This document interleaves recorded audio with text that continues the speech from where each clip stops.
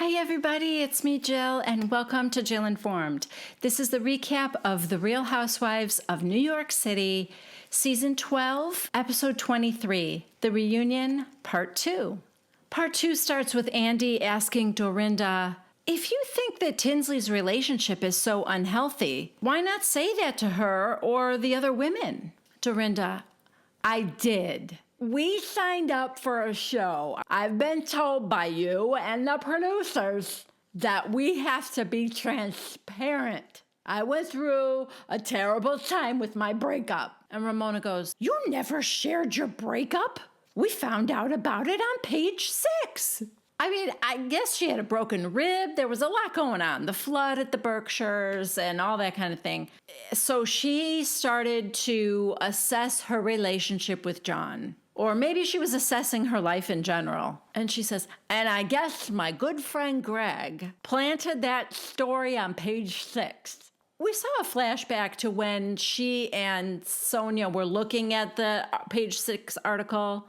And Dorinda goes, who do you think planted that? Was it Ramona? You think it was Ramona?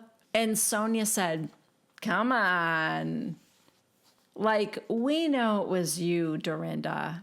And it basically was. I mean, she's saying that her friend did it without her knowledge, but I promise you there was a conversation with that friend first. Because honestly, if it's really a good friend, are you going to plant something like that without telling her? No, that was disgust. I believe that with every fiber of my being. He said, I think this will be good for you, whatever. You know, she's like, well, he just made my decision for me. Okay. Dorinda says that she may not have been forthcoming, but that she wasn't dishonest. Unlike Tinsley, who swears to us that she's broken up with Scott, and we all know the next night she's with him. She's over here with them. She's in Las Vegas with him. Luann, you could see like a wide shot of the ladies, and Luann's like, I didn't know that. And Ramona goes, what do you have, a tracker on her? There's a viewer question to all of the ladies. Ladies, good friends don't bully and disrespect you while your other good friends just stand by quietly and let it happen. Sonia said, well, I felt bad because Dorinda was hurting and Tinsley's playing the victim. She played the victim with me, darling, and I just sucked it up. Oh, God, do you guys remember how horrible Sonia was to Tinsley? Tinsley's rookie season when she was staying with Sonia in her townhouse. It was bad. It was so bad. The more I think about it, I'm shocked that Tinsley lasted as long as she did because I don't feel like she was ever truly accepted by these women. Ramona's excuse is that, you know, when Dorinda gets on a roll, there's just no stopping her. So I guess that's her reason for not telling her she was being too mean to Tinsley. I don't know. I don't know that Ramona cares that much about anybody that isn't, you know, Ramona. Dorinda, here's the thing. Tinsley would be in a hotel from September to December, and then she would leave. Andy goes, I know, but you were so mean to her. Dorinda, I know I was, and I apologize for that. When exactly? Tinsley's like, no, you didn't. And I don't even want your apology.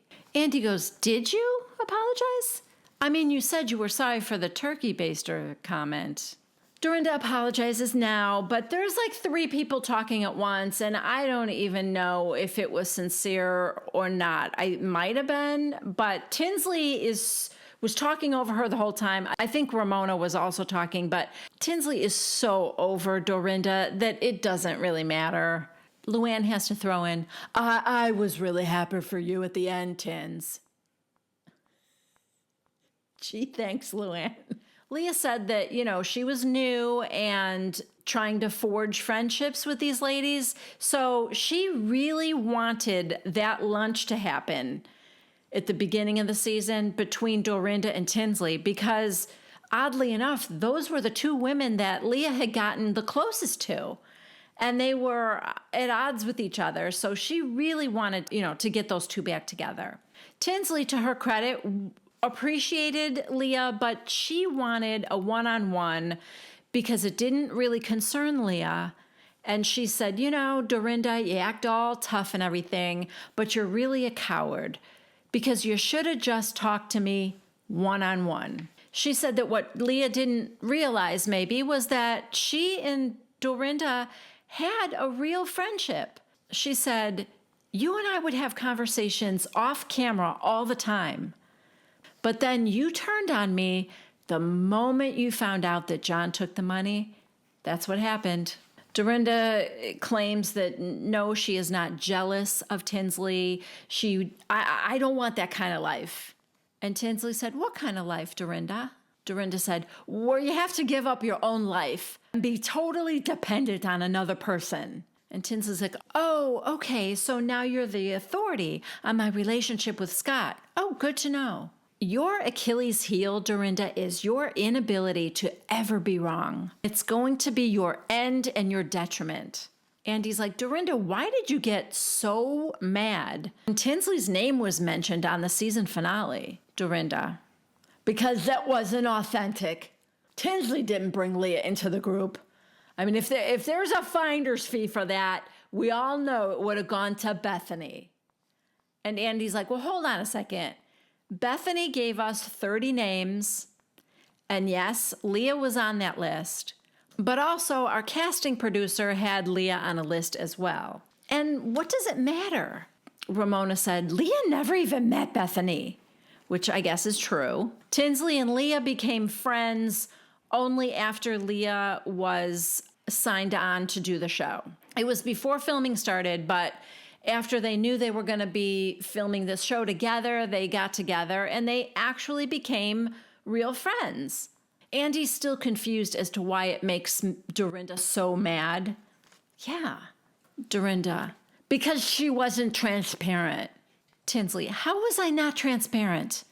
We see a flashback of Tinsley's first episode where she tells them, I was arrested for stalking my ex. And, she's telling her whole story. Then she says, my father's an alcoholic. I talked about that. My wanting a family and to have kids one day. What more do I need to do? Do I need to poop on camera like you?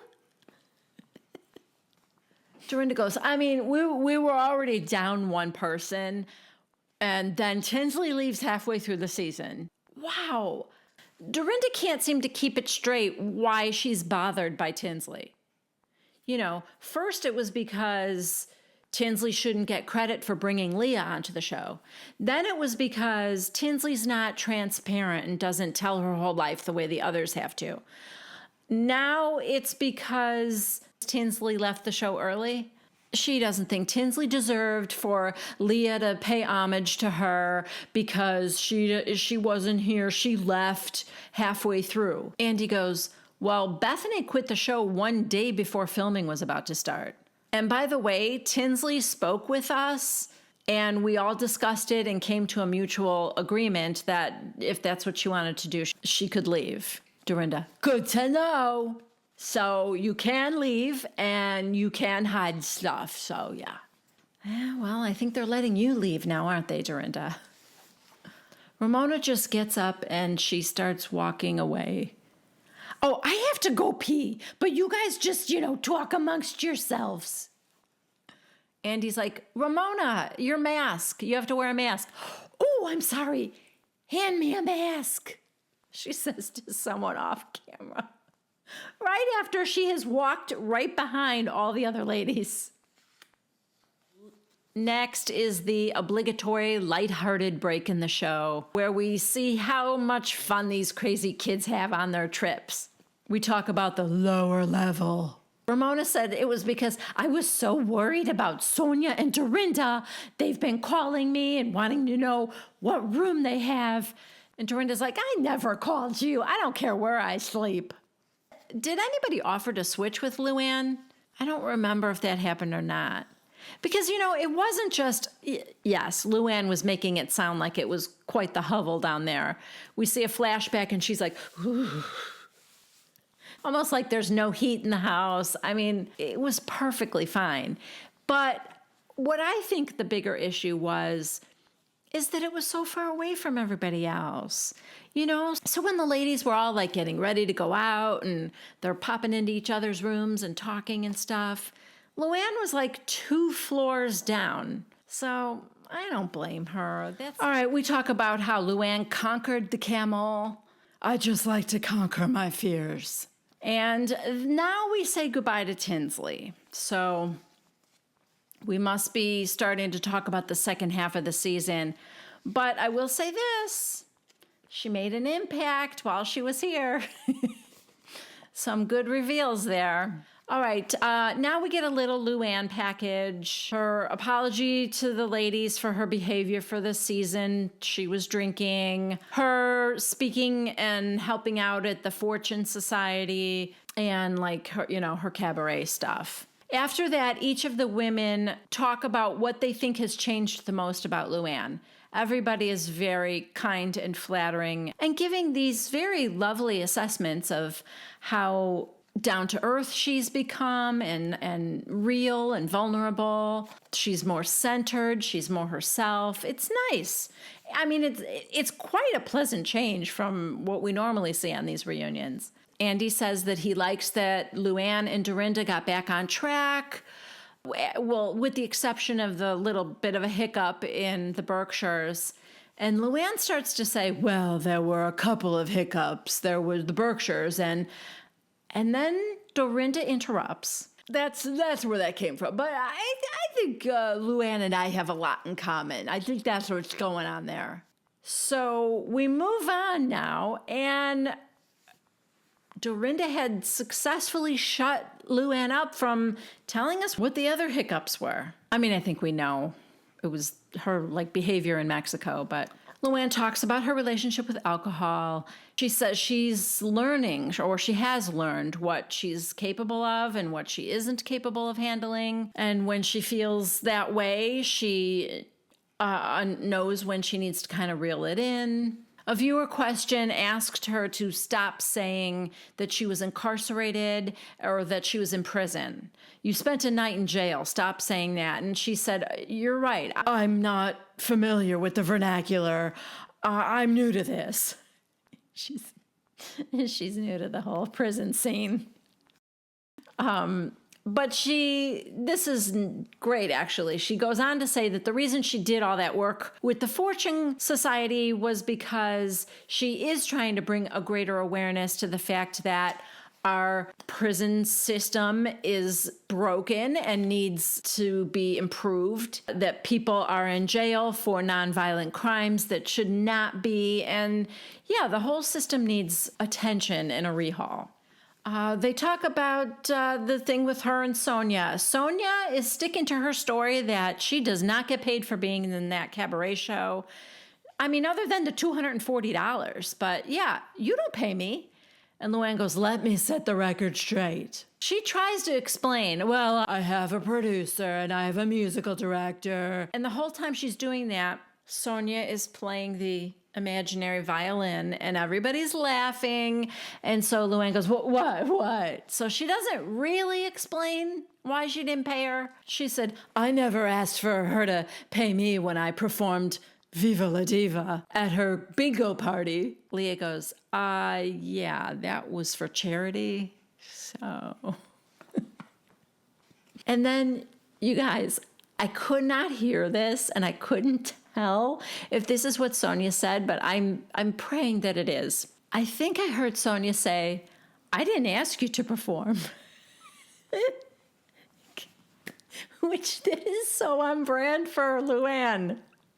Nobody asked you to do it, but she got up and sang her song. I think that's what she said. If you guys know, leave that in the comments. I would love that to be true. Andy said, so if the fans love Sonia, then is there going to be a bigger piece of the pie for her in the future?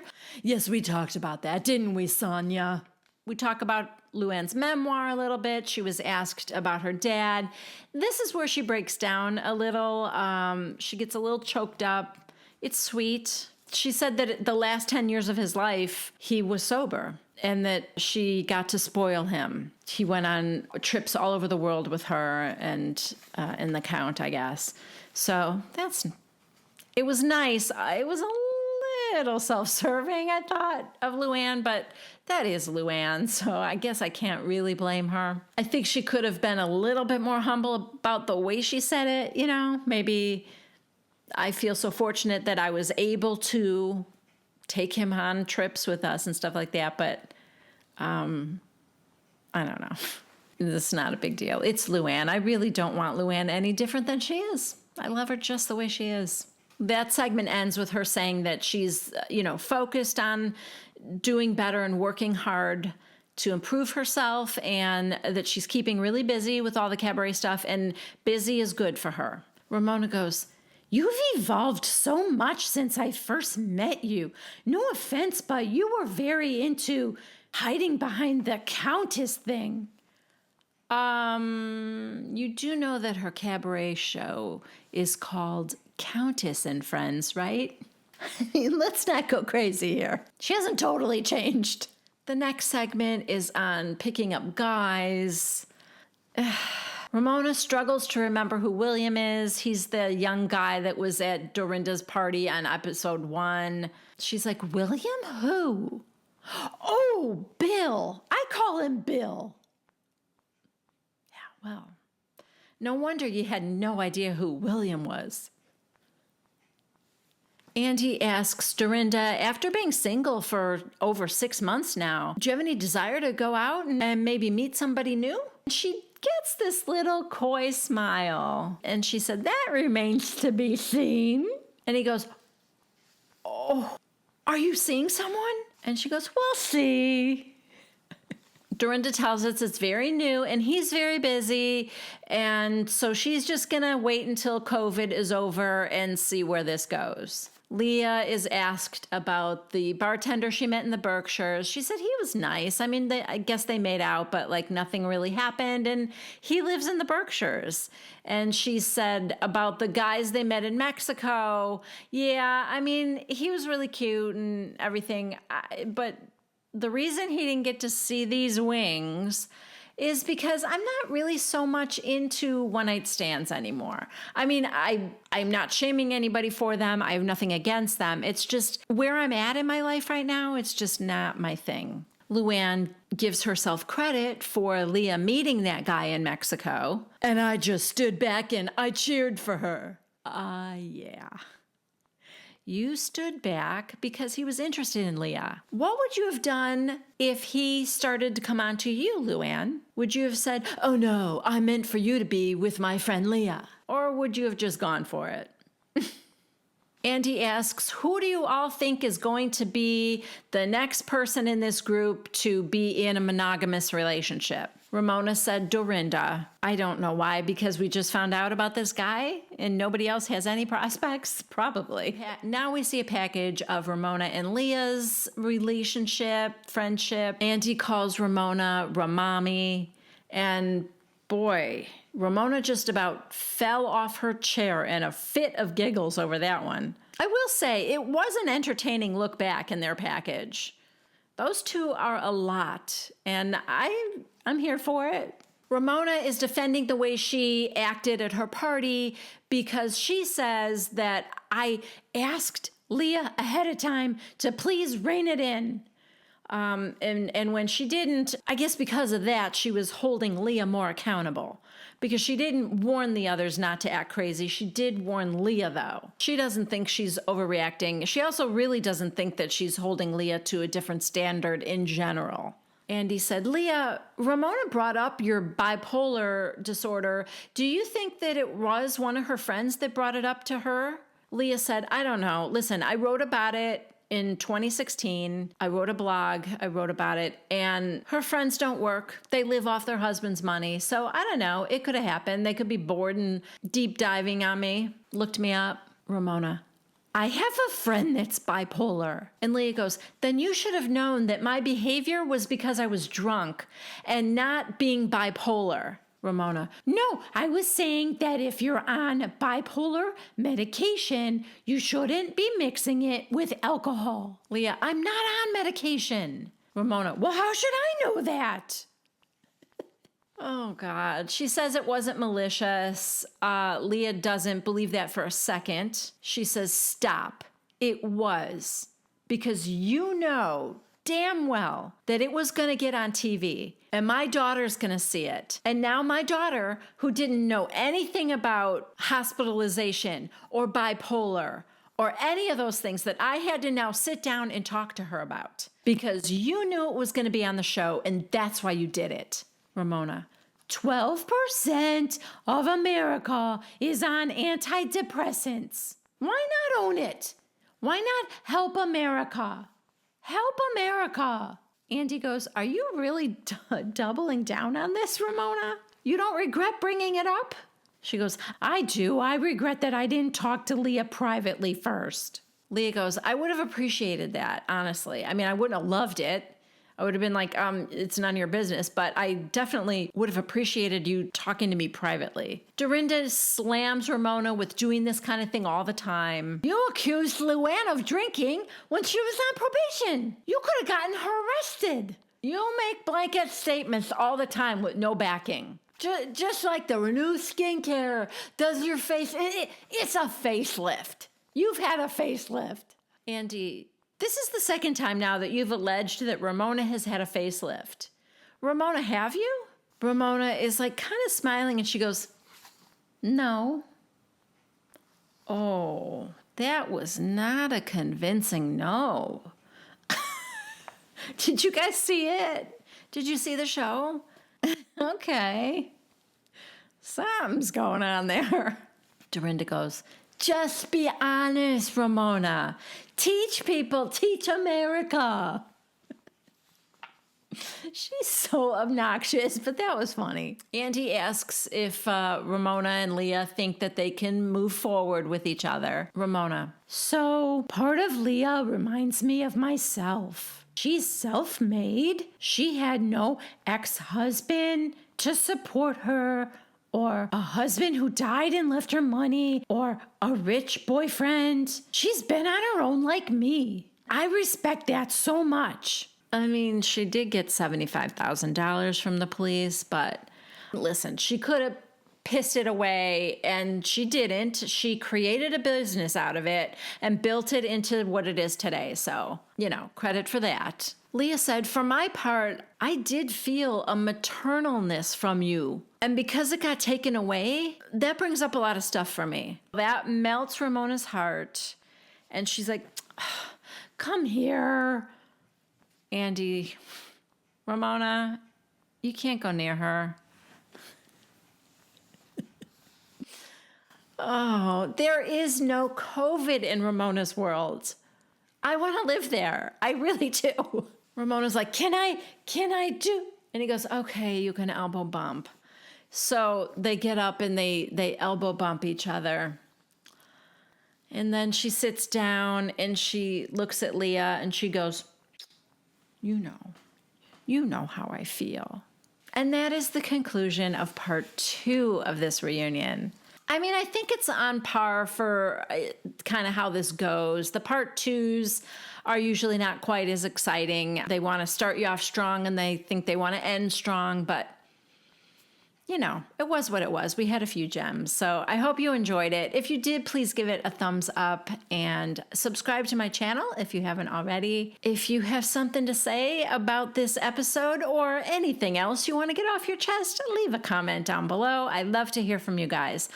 Also, in my description box below, you will see that I am a new Amazon associate. And all that means is that if you are to click on the link of any of the things that I've listed, I'm starting a little list of my favorites. It's pretty random right now. I think at some point I'm going to organize it. I've added a couple of books that I just read recently that I loved. If anybody wants to talk about the books, I'm happy to do that. But here's the thing. If you just click on one of my links, it will open up your Amazon browser. And then even if you don't purchase the item I'm suggesting and you go off and purchase something else, I will still get a little bit of commission. Unclear as to how much. Right now, I believe I have 38 cents. Yay! So when I say little bit, I mean little bit. But if it isn't a big deal for you guys, that would be awesome. And nobody has to do it. I'm just saying, it's there if you want to help out. Thank you so much. Love you guys. I will see you next week for the conclusion of the reunions of the Real Housewives of New York City. See you then. Bye.